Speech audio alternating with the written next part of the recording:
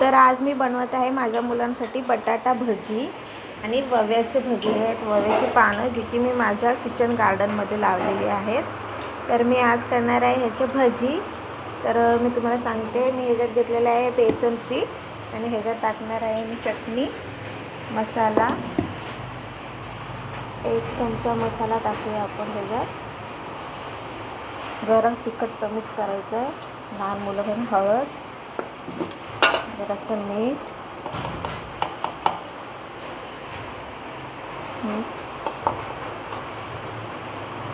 कोथिंबीर, जरासं जिरं आणि थोडेसे पांढरे तीळ पण टाकायचे. आता आपण हे सगळं मिक्स करूया. हे बघा, हे मी असं याच्यात मी आता वव्याची पानं टाकते.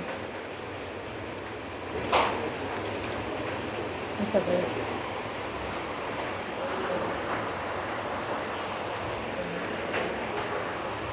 व्यवस्थित ह्याच्यात आपण काढूया अशा पद्धतीने. आता एक एक पानं ही आपल्याला तेलात सोडायची आहेत. मी तेल इथं गरम करायला आधीच ठेवलेलं आहे. हे बघा, आता आपण ह्याच्यात एक एक पान सोडूया. तेल खूपच गरम झालं. आता जरा बारीक गॅस करूया. याच्यात एक एक पान मी आता सोडते. हे बघा किती छान भजी झालेले आहे ना.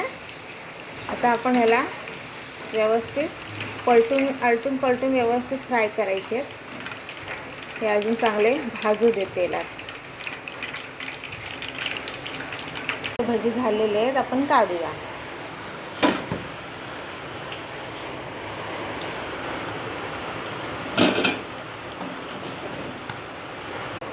तसेच आता आपण हे बटाटा भजी सुद्धा करूया. बटाटा भजी सुद्धा आपण तसेच करायचे. आता आपण हे बटाटा भजी ह्याच्यात तेलात सोडूया. आता हे बटाटा भजी सुद्धा झालेले आहेत, ते सुद्धा आपण काढून घेऊया.